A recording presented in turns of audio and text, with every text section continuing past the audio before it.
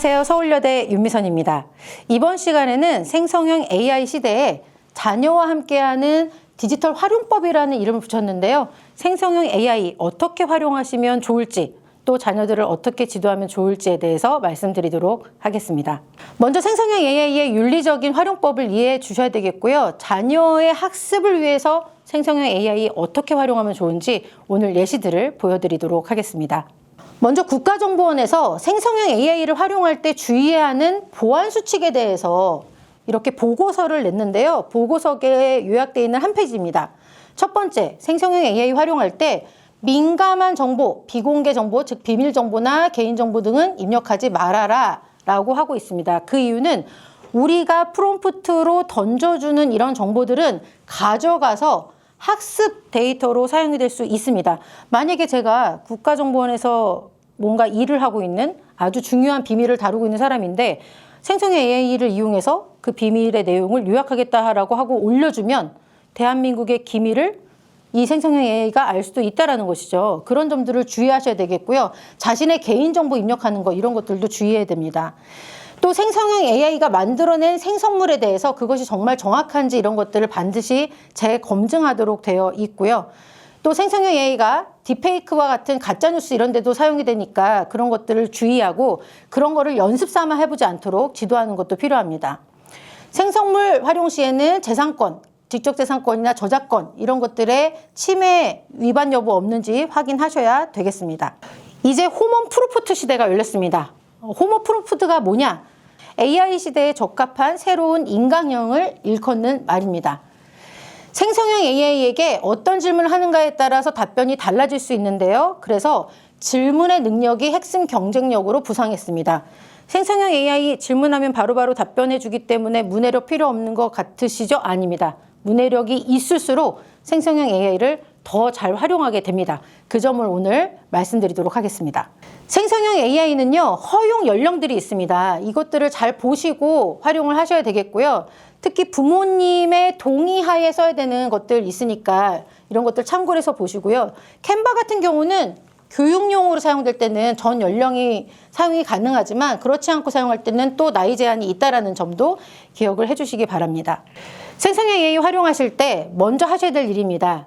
배경 지식 조사 먼저 해주셔야 되겠고요. 사용하기 전에 어떤 주제, 만약에 내가 환경 오염에 대해서 알고 싶다, 일회용 빨대가 어떻게 환경에 영향을 미치는지 알고 싶다 그러면 그런 주제에 대해서 기본적인 배경 지식을 조사를 해야 프롬프트가 나올 수 있거든요. 그래서 아이와 함께 쓸 때 배경 지식 조사하는 거 먼저 하고요. 프롬프트 명령어를 줄 때는 명확하고 구체적으로 해야 됩니다. 이해하기 쉽고 명확하게 생성형 AI도 알아듣게끔 구체적으로 질문을 해주셔야 되겠고요.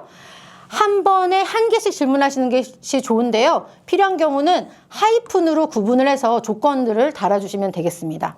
자세한 내용을 추가하면서 계속해서 질문해서 질문의 내용들을 내가 원하는 방향으로 생성될 수 있도록 유도해 주셔야 되겠고요. 대화 방식도 인간처럼 여러 가지 다양한 방식으로 해봐야 됩니다. 7살짜리 아이가 알아듣게 해줘, 아니면 할아버지에게 어울리는 말로 바꿔줘, 이런 것들도 한번 해볼 수 있겠고요. 양식을 정해주는 것도 아주 좋은 방법입니다. 표로 정해줘, 목록으로 정해줘, 이런 것들 해야 되고요. 또 생성형 AI 활용할 때 주의점은 생성형 AI는 인공지능이죠. 얘는 자기가 학습한 것을 기준으로 해서 답변해주기 때문에 한계가 있을 수밖에 없다. 이런 것들을 아이들한테 지도해 주시고요. 또 적절한 피드백 제공이란 생성형 AI가 잘못된 결과를 주거나 만족스럽지 않은 답변을 줬을 때는 생성형 AI에게 싫어요 이런 것들, 또는 이상한 정보가 나왔을 때는 신고 이런 것들을 할 수 있도록 해야 되겠습니다. 답변을 반드시 재검토해야 되고요. 특히 진짜처럼 보이게 하는 가짜 정보, 할루시네이션 없는지 이런 것들 검토해야 되겠습니다. 그리고 생성형 AI 활용할 때는 무엇보다 책임감 매우 중요합니다. 도덕적으로 활용할 수 있어야 되겠습니다. 자, 이제 실제적인 건데요. 프롬프트 예시는 이런 식으로 던질 수가 있습니다. 시각적으로 어떤 내용을 어떻게 보여줄 수 있을까? 실제 예시를 10가지 이렇게 수치로요. 10가지로 만들어줘. 어떤 결과를 5단 척도로 하면 몇 점에 해당될까? 무엇과 무엇을 비교했을 때 공통점과 차이점이 무엇인지 간단한 표로 만들어줘. 자, 이거 다 학습에 쓸 수 있거든요. 그리고 아이들이 어려워하는 어떤 이론, 수학적인 2차 방정식, 뭐 미분적분 나온다 그러면 7살짜리 아이도 알 수 있도록 쉽게 설명해줘 라고 하잖아요. 너무 쉽게 설명해 줍니다. 이런 식으로 프롬프트를 다양하게 활용하실 수가 있겠고요. 프롬프트는 키워드보다 문장으로 주시는 게 좋은데요. 공룡 그림 이렇게만 하시면 안 되고요. 자세하게 내가 원하는 것을 잘 알려줘야 됩니다. 초록색 티라노사우루스가 생일 모자를 쓰고 웃고 있는 그림을 그려줘 하면 그대로 그려줍니다. 무료 버전으로 다 그려줍니다. 어조를 지정해 주는 것도 좋은데요. 차분하고 따뜻한 분위기의 동화처럼 글을 써줘. 이런 것들도 좋고요. 또 생성해내는 생성물에 대해서 길이와 형식을 지정해 주는 것, 이런 프롬프트 좋습니다. 5살짜리 아이가 읽을 수 있게 짧은 문장으로 써줘. 동화책의 한 페이지 내용 정도처럼 2-3문단으로만 작성해줘. 이런 식으로 하면 그렇게 따라서 생성물을 내게 되어 있습니다. 자녀를 위한 프롬프트 기본교육, 이런 거는 아마 내용이 다른데 별로 없을 텐데요. 꼭 알려드리고 싶어서 가져왔습니다. 예를 들어서 그림 하나를 생성형 AI에서 생성할 때 프롬프트 어떻게 지도하면 좋으실지 이것을 한번 구성을 해봤는데요. 아이한테 먼저 상상을 해보도록 지도를 해주시는 것이 좋습니다. 주제 또는 대상, 그림의 주인공은 누구야? 아니면 그림에 들어가는 것이 무엇이야? 이런 것들을 아이한테 정하게 하고요. 그것이 어떤 행동을 하고 있어? 여기는 어디야? 이런 것들도 상상하게 해보시고요. 그림도 뭐 만화 스타일도 있고 수채화도 있고 애니메이션도 있고 여러 가지 스타일이 있으니까 어떤 스타일로 그렸으면 좋겠어? 이런 것들을 아이한테 물어보고 아이가 생각해낼 수 있도록 하고요. 또 그 밖에 디테일한 정보들, 특징들, 색깔, 분위기, 크기 이러한 것들을 추가하는 것이 좋습니다. 그래서 제가 한번 이 예시로 한번 정해봤는데요. 예를 들어서 주인공 누구 하고 싶어? 그랬는데 아이가 날아다니는 고양이래요. 그럼 날아다니는 고양이가 정해졌죠.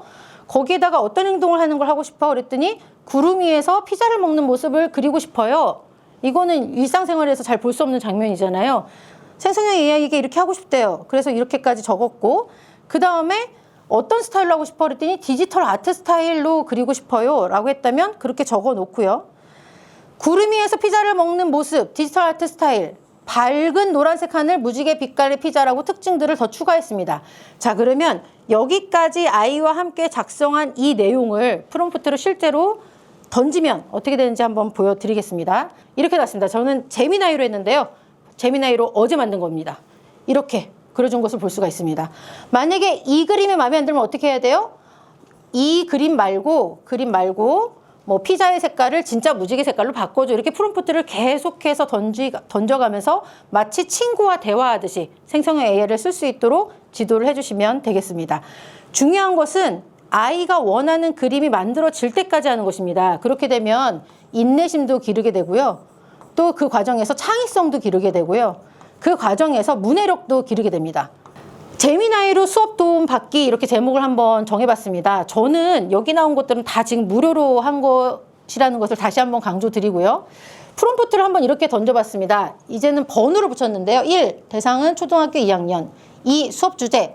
국어의 인물의 마음 짐작하기, 다문화 수업을 할 것이다. 3. 다문화 상황에서 겪을 수 있는 인물의 마음이 잘 나타난 이야기를 표현한 그림책을 추천해줘. 생성형 AI에게 이렇게 했거든요. 했더니 이렇게 나오더라고요. 그래서 제가 이 중에서 하나 진짜 있는지 찾아봤더니 있습니다. 결과는 반드시 재검증해야 된다라고 했죠. 반드시 재검증하시는 거 잊지 마시고, 아무튼 간에 프롬프트 던지면 이렇게 찾아줍니다.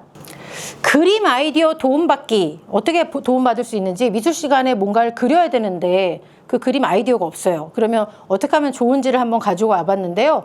이렇게 추상적으로 주면 내가 지금 하고 싶은 거는 강아지 그림을 얻으려고 하는 것이 아니라 내가 강아지 그림을 그리는데 그 그리는 거에 대한 강아지 그림의 아이디어를 얻고 싶은 거거든요. 그런데 이렇게 프롬프트를 던지잖아요. 그럼 얘가 생성형 AI가 뭐라고 이해를 하냐면 강아지 그림을 그려달라고 이해할 수도 있습니다. 그래서 이렇게 했더니 지금 강아지 그림을 이렇게 그려낸 것을 볼 수가 있고요. 이것을 내가 아이디어를 얻는 것이다 그러면 구체적으로 강아지 그림을 그리려고 해. 어떤 그림을 그리면 좋을지 10가지 사례를 보여줘. 이렇게 구체적으로 질문을 해야 어떤 강아지를 그리면 좋을지를 이런 식으로 아이디어를 주고 있다라는 것을 말씀을 드립니다. 프롬프트에 따라서 결과물이 달라져서 아이가 내가 원하는 결과를 얻게끔 잘 유도해 주시는 것이 매우 중요하겠습니다. 동화책을 금방 뚝딱 만들어내실 수가 있는데요. 동화책 만들 때 그냥 만드시지 말고요. 먼저 하셔야 될 것이 있습니다. 이거 하시면 자동으로 국어의 디지털 리터러시 갖추실 수 있게 되는데요. 아이한테 먼저 이야기를 상상으로 구성해 보도록 지도를 합니다. 종이에다 써보든가 아니면 상상으로 그림도 그려보게 할 수가 있겠고요. 자녀들에게 주인공의 이름 뭐로 정했어? 외모는 어떻게 돼? 성격 이런 것들을 상상하게 하고 이야기가 벌어질 장소나 시간 이런 것들도 정하고 주인공이 무엇을 하고 있는지 어떤 문제에 직면했는지 동화에는 꼭 기승전결이 있잖아요. 사건이 발생하고요. 이런 것들도 상상하게 하고 또 이야기 끝을 뭐라고 결론 내리고 싶은지 아이한테 생각해서 한번 적어보라고 한 다음에 이것들을 어떻게 하면 프롬프트로 옮길 수 있는지도 같이 논의를 이렇게 해보시는 거죠. 지금 여기서는 강아지 토비와 조용하고 똑똑한 고양이 루루를 주인공으로 했고요. 이야기 배경은 하얀 눈이 살포시 내려앉는 눈꽃마을 배경으로 해줘. 그리고 마을 아이들이 만들었던 큰 눈사람 모자가 있는데 그것을 잃어버렸나 봐요. 그것을 찾는 모험 이야기를 만들어줘. 이런 식으로 해서 이제 프롬프트를 주면 동화 이야기 바로 만들어냅니다. 그리고 동화에는 그림도 필요하죠. 그래서 그림을 이제 그리는데 동화 이야기 속에 있는 내용을 그대로 가져다가 쓰면서 이런 것들을 추가하시는 거 좋습니다. 안 그러면 자기 맘대로 사이즈를 만들어내니까요. 가로, 세로 비율을 4:3으로 아니면 몇 cm로 그려줘 라고 하면 이렇게 만들어내는 것을 볼 수가 있고 그러면 생성형 AI로 만든 글과 이 동화 그림을 합해서 동화책 한 권 뚝딱 만들어내실 수 있는 거죠. 우리나라 말로 아수겁이라고 이 회사에서 이렇게 붙였는데요. 에스크업이라는 생성형 AI가 있습니다. 이게 너무 좋은 기능이요. 제가 어르신분들께 이걸 알려드렸는데요. 카카오톡 채널로 추가를 하면 채널로 이 생성형 AI가 추가가 되는데요. 이 아수겁, 에스크업의 가장 큰 특징은 내가 먹던 음식 사진을 이렇게 올리잖아요. 그러면 그 음식을 분석한 다음에 음식의 칼로리를 계산해줘 하면은 정확하진 않지만 계산해 보았습니다 하면서 계산해줘요. 그리고 이제 이런 것들도 나옵니다. 뭐 알러지가 있는 사람이 먹어도 되는 것이야? 아니면 몸에 어떤 점이 나쁠 수 있어? 어떤 점이 좋을 수 있어? 하면은 그런 것들도 다 카카오톡을 통해서 답변해 줍니다. 그래서 생활 속에서도 이렇게 생성형 AI를 통해서 생활에 필요한 것들 도움받으실 수 있다라는 것을 말씀을 드립니다. 생성형 AI는 한 가지만 쓰시지 말고요. 이렇게 다양한 생성형 AI를 쓰면서 같은 프롬프트를 주었을 때 결과가 어떻게 다르게 나오는지 이런 것들을 비교하는 것도 아이들의 문해력에 큰 도움이 됩니다. 생성형 AI 활용 지도 주안점 말씀드리겠습니다. 윤리적 사용과 책임 매우 중요한데요. 부적절하거나 유해한 콘텐츠 생성을 피하도록 해야 됩니다. 딥페이크 문제 요즘에 매우 심각한데요. 딥페이크는 가짜를 진짜처럼 만들어내기 때문에 판별 자체가 어렵다. 기술이 발달할수록 판별이 어렵다는 것 자체가 문제입니다. 물론 딥페이크가 AI 튜터나 이런 데도 쓰이고요. 그 다음에 요즘에 엔터테인먼트에서 디에이징 기법이라고 해서 배우들 갑자기 젊은 모습 나오죠. 그럴 때도 딥페이크가 사용이 됩니다만 그런데 우리나라의 지금 10대 중에서 많은 아이들이 이 딥페이크로 유해 생성물을 만들고 있어서 그게 지금 큰 이슈가 되고 있습니다. 내가 딥페이크 앱을 쓰더라도 이상한 거 만들지 않도록 하는 윤리적 사용 가르쳐 주셔야 되겠고요. 타인에게 해를 끼치거나 비윤리적인 내용이 아닌지 검토해 볼 수 있도록 해야 됩니다. 앞서 국가정보원에서 예시로 나왔던 개인 노출 예방 프롬프트를 통해서 AI가 정보를 수집할 수 있다는 것을 반드시 인지할 수 있도록 아이들한테 숙지시켜 주시고요. 프롬프트에 자신이나 가족, 친구 등의 개인정보, 뭐 사람 얼굴, 주민등록증 이런 것들 입력하면 안 되겠죠. 그 정보가 AI에게 그대로 수집돼서 세계적으로 공개될 수 있다는 점 알려주셔야 되겠고요. 많은 AI 시스템이 대화를 기록하고 저장해서 서비스 품질을 개선하거나 학습 데이터로 활용한다. 그것이 바로 AI다. 이 점을 계속해서 알려주셔야 되겠습니다. 그래서 그 개인정보가 입력되거나 비밀 정보가 입력되면 불특정 다수에게 학습된 결과로 나타날 수 있다는 점 알려주셔야 되겠습니다. 생성형 AI는요, 할루시네이션이 있습니다. 예전에 나왔던 건데요. 전기 개발한 사람 누구야? 그랬더니 에디슨 막 이렇게 대답한 적이 있었거든요. 고속도로에서 오토바이 달려도 돼? 네, 달릴 수 있습니다. 이렇게 대답한 적도 있습니다. 그것을 할루시네이션이라고 하는데요. AI 환각 현상, 가짜인데 진짜인 듯이 알려주는 그런 현상을 할루시네이션이라고 합니다. 인공지능 모델이 통계학적 확률에만 의존해서 가장 그럴듯한 다음 단어를 예측하는 과정에서 사실과 무관한 정보를 자신감 있게 생성해내는 현상, 그것을 할루시네이션이라고 합니다. 우리는 텍스트보다 이미지를 더 믿고요. 이미지보다 영상을 믿습니다. 그렇죠? 그리고 영상보다 이제는 생성형 AI를 더 믿게 되죠. 왜냐하면 즉시 답변을 너무나 잘해주니까요. 그렇기 때문에 할루시네이션 더더욱 주의하셔야 할 수 있도록 지도해 주셔야 되겠습니다. 학습 데이터 편향성이나 불충분할 수 있다는 점도 중요한데요. 어떤 생성형 AI도 지구상의 올 데이터를 학습하진 않았습니다. 그래서 자기가 학습한 것 안에서만 답변을 만들어서 내어주기 때문에, 그래서 학습 데이터의 양이나 이런 것들 때문에 불충분한 답이 나올 수도 있다. 그런 걸로 인해서 할루시네이션이 나오는 것이다. 이런 것들 알려주셔야 되겠고요. 생성형 AI를 통해서 정보를 얻을 때는 그 정보를 무조건 맹신하는 것이 아니라 여러 출처를 통해서 교차 확인하는 습관, 그리고 정보 정확성, 신뢰성을 검토하는 것이 좋겠습니다. 편견과 불공정 이해 이런 것들 필요한데요. AI가 학습한 데이터에 인종이나 성별, 지역과 같은 차별적인 것들 들어갈 수 있다. 편견이 들어갈 수 있다라는 것들을 이해해야 되겠고요. 또 그러한 부정적인 데이터가 AI가 학습되면 AI는 그걸 통해서 자연스럽게 편견이 내재된 결과를 생성하는 것이다. 이 AI의 원리에 대해서 아이들한테 잘 알려주셔야 되겠습니다. 부적절한 대답이 나왔을 때 그냥 지나치는 것이 아니라 부적절한 대답에 대해서 조치를 취할 수 있도록 해줘야 되고요. 또 하나, 내가 어떻게 쓰느냐에 따라서 그러한 생성형 AI가 된다라는 사실, 내가 생성형 AI를 함부로 대하면 생성형 AI도 나를 함부로 대할 수 있다는 사실도 아이들에게 알려주셔야 되겠습니다. 또 저작권, 지적재산권 보호 이런 것들 중요한데요. 저작권이 있는 자료를 무단으로 그 프롬프트에 주면 안 됩니다. 그 저작자가 허락하지도 않았는데 주면 그것들을 다 학습을 하게 되거든요. 그런 부분들 주의하셔야 되겠고요. 생성형 AI가 만들어낸 콘텐츠 자체가 저작권을 침해하지 않는지, 즉 다른 사람이 만든 일러스트하고 너무 똑같다 그러면 그 생성형 AI 생성물은 쓰면 안 되겠죠. 그런 것들을 살펴보고 사용을 해야 되겠고요. 생성형 AI로 생성한 결과물을 우리 한국저작권위원회에서는 생성물 또는 산출물로 지칭하도록 하고 있습니다. 그래서 인간이 만든 인간의 창작성이 담긴 저작물과 구별해서 지칭을 하고 있다는 점도 알려주시고요. 요즘 대학에서는 대학마다 강의 계획서에 교수님들이 생성형 AI 쓰게 할지 말지 이런 것들을 정해주는데요. 만약에 생성형 AI 썼다라고 하면 이렇게 인용법을 쓰도록 하고 있거든요. 그래서 우리 아이들도 생성형 AI로 만들었을 경우에는 적어도 챗GPT를 이용해서 만들어냈음 이런 것들을 표시할 수 있도록 안내를 해주셔야 되겠습니다. 이거는 대학교에서 카피킬러라고 해서 논문이나 리포트 혹시 표절 있는지 없는지 이렇게 돌려보는 프로그램인데요. 여기에 이미 이렇게 GPT 킬러라고 해서 생성형 AI로 만들었는지 안 만들었는지를 검증하는 기능들이 다 들어가 있습니다. 그래서 교수님들께서 리포트 제출하기 전에 반드시 이것까지 체크해서 제출해 하는 분들 계시거든요. 그래서 표절, 무조건 가져다 쓰는 것들은 표절이 될 수 있다는 점, 그 점도 유의해야 되겠습니다. 네, 다음으로 생성형 AI를 활용할 때는요, 의존성을 주의해야 되겠습니다.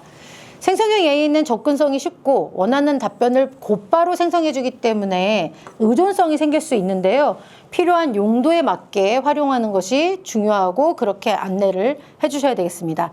또 창의적인 활용을 위해서 정해진 프롬프트만 늘상 하는 것이 아니라 상황에 맞게 창의적으로 프롬프트를 활용할 수 있도록 지도를 해주시고요. 가장 중요한 것은 학업의 정직성 준수입니다. 학업의 정직성이라는 것이 있습니다. 수업에서 생성형 AI 사용이 가능한지 미리 확인하고 가능하다라고 했을 때만 그 범위 내에서 활용을 하도록 지도해 주시고요. 또 생성형 AI를 정직하게 활용하고 내가 생성형 AI 썼다라고 하면 인용법 쓸 수 있도록 해주시고 또 생성형 AI의 결과물을 그대로 제출하지 않고 본인이 뭔가 응용해서 만들어낼 수 있도록 지도해 주시는 것이 좋겠습니다. 자, 이번 시간에는 생성형 AI 시대 부모님들이 어떻게 지도하면 좋으실지에 대해서 말씀드렸습니다. 이상으로 마치겠습니다. 감사합니다.